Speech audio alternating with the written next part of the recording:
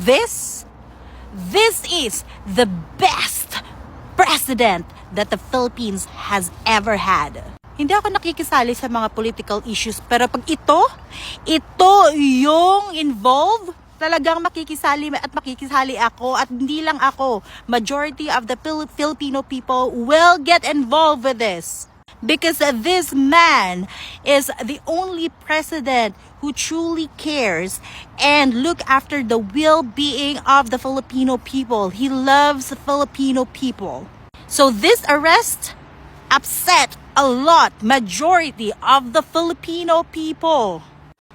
Sino ba naman hindi magmamahal sa taong to kung pinotektahan yung mga minority at mga mahihirap na mga tao sa Pilipinas? Sino bang hindi magmamahal sa taong to kung pinuksa or pinalo niya yung rating ng mga killings, rape, and criminal sa Pilipinas?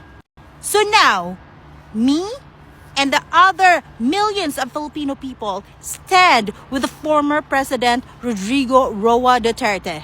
We're here for you, Tay, and we love you so much. Hanggang sa huli. I've never loved or supported someone in politics before, but this man caught my heart, and I love this man so much. We were safe in his term kasi nga ayaw niya ng mga droga! At ayaw din natin.